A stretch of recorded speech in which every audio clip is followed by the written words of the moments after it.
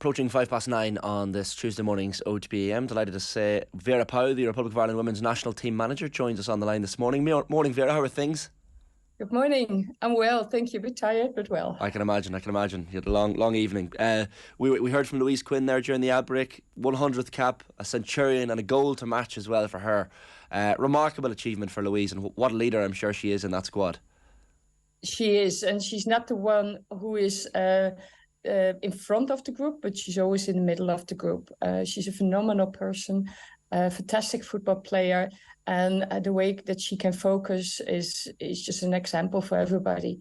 Whatever is around her, she can focus on her game, and she's always there for everybody. But on the pitch, in her task, she never fails. She never fails in her basic task. So she has shared a lot of her memories with the youngsters, and I think that is invaluable. And I'm so happy for her that at this very special moment she could score her first goal with her feet, actually, because usually she scores with her head. She's one of our twin towers, and she's a big threat heading, but now she got her goal with her feet. Yeah, it was great to see her score with the feet for once. She's scored plenty of goals. I'm sure she's absolutely buzzing, and great for her family and friends as well. Fantastic achievement. So the 4-0 win, Vera. I know, look, Morocco were a team a lot further down in the rankings than the Republic of Ireland. But how do you feel ultimately about the performance itself? Because you started so brightly in the game, and then there was that kind of lull between those two goals and the other two goals. Yeah, absolutely right. If you've been at such a high last month, and you see each other, you always have a fallback. That is natural. You cannot have the same tension as during those playoffs. So I was extremely proud the way we started. But then it surprised us that we were playing so well. And a few players were starting to do different things, running out of the position, going to the other side of the pitch. And then there comes one or two passes that they cannot give because the positioning, the team organization is not completely right. Hesitation comes in. And from that moment, the Morocco players smelt a chance to take over the game with some rough play. And we were not protected for that.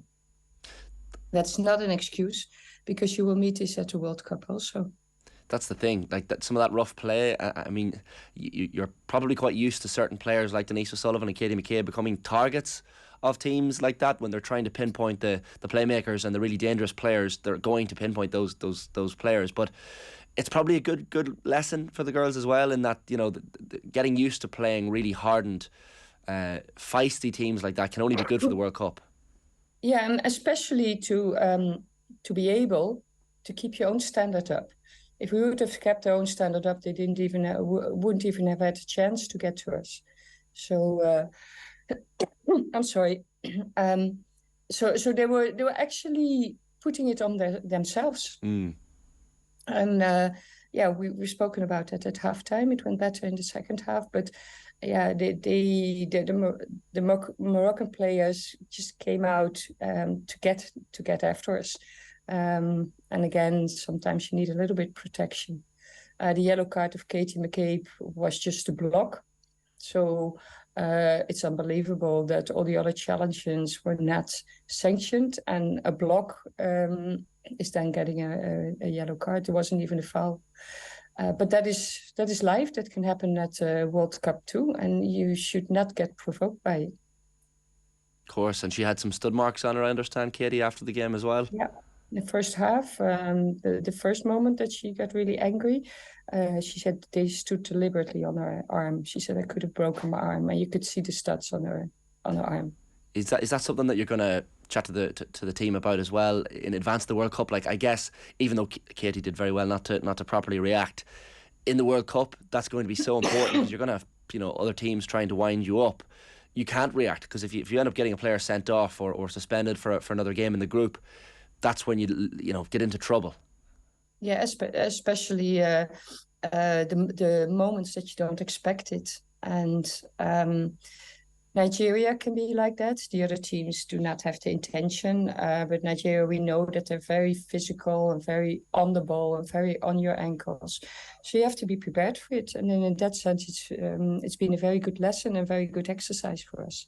And you've made the point as well after the game, Vera, which is quite interesting, that you get dragged down to a team like Morocco's level for that middle period between the two sets of goals, and is that in large part because you've played so many higher ranked teams that you're used to being the underdog and chasing games like that, but all of a sudden you're playing a match last night where you're the ones having to set the pace and the tempo.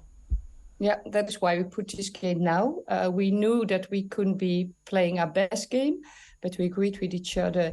Every single one is going into it and trying to play your best game ever. That's the only way you can do. So we started fantastically. And then it's more like a surprise, like, hey, we can play. And what I said, and a few step out of, and that is because we're not used to having the ball more than the opponent. Step out of your basic task, out of your role, because they think we can do more here, which is then actually less. And it breaks the teamwork. So that's a huge lesson. And that is why we play these games now. Really, really lovely moment seeing Aoibhinn Clancy coming off the bench to get her debut, and really special moment for everyone at Wexford Youth, but also back home in Limerick, I'm sure, for her as well. So that's something that I'm sure you'll be keen to do, is keep blooding these new young players, especially ahead of the World Cup. Yeah, and Aoibhinn has a special quality. She's hardly losing the ball. She really need to get it in a too crowded situation with all players around her. Would she ever lose it? And usually she doesn't even lose it then either. What she needs to learn is to play under higher pressure, and the only way to learn it is to be put in the games when possible. She's one of our high talented players, and we've seen everybody. We had a closed door game on Friday. We started with 11 different players, so every single player here has played at least 45 minutes, if not 90 minutes. Okay, so you're getting the game time in. Like, do you expect, when you're looking ahead to the World Cup next year, Vera, do you expect many changes to the kind of core squad that qualified? Are there opportunities there for maybe a few players to stake their claim and get into the reckoning?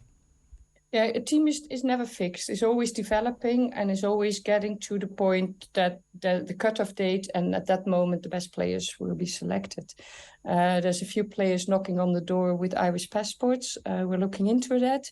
But they really have to be better than what we have, because this group has qualified, and if it's equal level, then of course this group has the advantage. But if a player is really strengthening the team, it is a World Cup, it is elite sport, it is top sport, then of course we will bring her in. One area that surely is not of any concern whatsoever is keeping clean sheets at the minute, Vera, because a sixth in a row for Courtney Brosnan last night. I think the Swedish game maybe was the last time there was a goal conceded. Yeah. That must be really, really pleasing, the fact that you can keep the defence so watertight. Yeah, well, yesterday we also had a little bit of luck in that.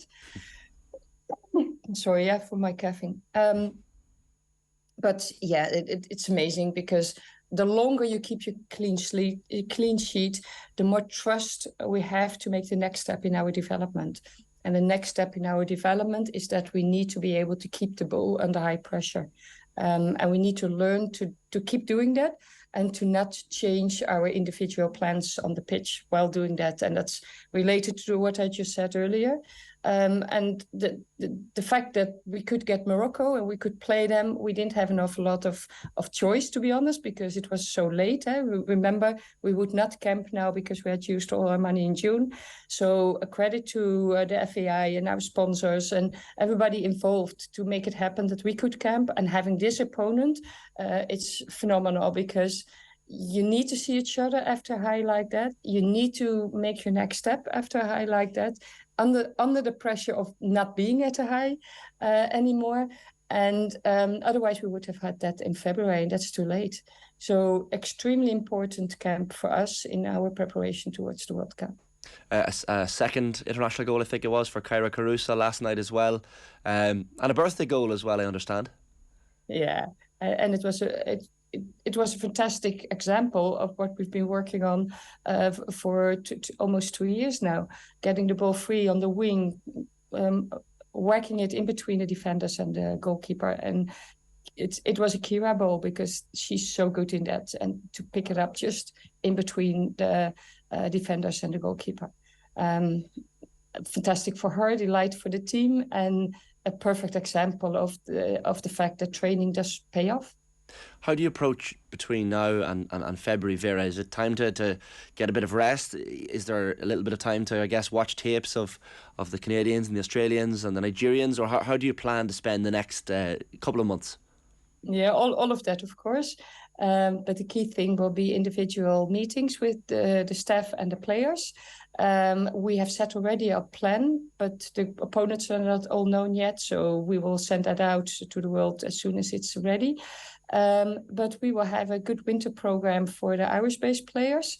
And with all the other players, we set some individual tasks and individual programs where needed, but they do go back to their clubs, and most of them are full professionals, so there's not much space to work on that. The thing is that everybody needs to know where she stands, what is her next goal, and what she needs to be working on to have the biggest chance to step on that plane to Australia. Must be quite heartening as well to see the interest levels in the Women's National League here in Ireland at the minute. Like, you see the dramatic end to the title campaign with Shells and Wexford and Athlone all there and thereabouts. And then, of course, the FAI Cup final as well. There's just so much interest. And we've spoken about this before on the show, where you have the likes of Katie McCabe and Louise Quinn and Denise up on billboards, and Sky have done a lot of great things in terms of their publicity as well. But even in terms of the Women's National League, those interest levels seem to be skyrocketing. Yeah, it comes from all angles. The FAI putting in all the effort to create all the facilities for us. Our great sponsor Sky, who, as you said, is so good in visibility and make people aware of who we are, what we're doing, what kind of team we are, standing behind us on the difficult moments, and creating an atmosphere of vibe, of future, of enthusiasm, and I think we both fit to each other so well. And then the fans coming out and seeing what we're doing and admiring what the players showing on the pitch and what they give back to the public. I think it's a whole package. The clubs that are buzzing and vibing, over 5,000 spectators in Telex Stadium at the Cup final is something that we could never dream of, and it's just exploding. The numbers of girls playing football doubled this year. It is just amazing, and it's up to us as professionals within the association, together with the clubs, to make sure that all the pathways are created, and where there's little gaps to fill that, and to use the momentum to make a huge step forward in the infrastructure of our sports. And we're working on that. We have working groups that, of course, work on the different tasks for the World Cup, but also towards football development and education. And a whole package is lying on the table. And latterly tomorrow, we have our next meeting about that. Yeah, like we even spoke to Joey Malone, the Shelburne assistant manager, on the show, building up to that FAI Cup final recently, and he was talking about the need to turn professional and even have compensation, I guess, for Irish clubs in terms of losing their best players to whether it be England or America. It's tough for a lot of Irish clubs at the moment that when these really, really good players are sold, that there's no compensation like maybe there is in the men's game. So all of these things, I guess, need to be dealt with. Yeah, but that is a complete different area, and there's people in the legal part in the FAIs taking care of that, together with the clubs. Mark Scanlon as head of the Leagues of Ireland. Those are questions for them, because I don't know where it stands, I don't know the implications, and I don't know how it can be achieved. But it is a very valid point that he made, because as soon as a talent is just getting a little bit above the average, she's pulled away out of the clubs. Finally, you must be delighted to see I guess the impact that some of those young players coming in, like the likes of Abby Larkin, someone who again has another league title under her belt. So they're building up experience. She's so young, and yet really racking up experience at the minute. Yeah, we are very careful with her, as you see. We don't throw her in all kind of situations that she cannot handle yet. You've seen yesterday how difficult it is under these pressures for her, but also she's so talented, and you can only grow by meeting those pressures. So we take the opportunity and we let the players grow. We had 6 debutants this year only, let alone the years before. So I think this team is just growing and growing and growing, getting better and better and better. The youth pathway is better. We get them in earlier in the elite centers. The development officer doing a fantastic job in nourishing them. Tom Elms is the one who is keeping everything together at Women's National League and taking care of the home-based players and the clubs. It is a good structure. And I think that with very hard work, it always pays off, and you will always make a step forward together. But the rate of development that we see now is something that we could only dream of. And let's embrace it, everybody. Step up a level. And with that, we also get all those major steps forward for the club and for the league that will come in. I'm sure that will come in. Absolutely. Well, listen, Vera, appreciate your time. I know you've had a busy number of days over there in Mallorca, and I'm sure there's plenty of Irish fans listening in who are still looking for their tickets and their travel itineraries and details for next summer's World Cup. So congrats on what was a great 2022, and here's hoping for some great things over the next 12 months or so. Thank you so much for having me. Great stuff, Vera Pauw there. Thanks a million. The Republic of Ireland Women's National Team Manager.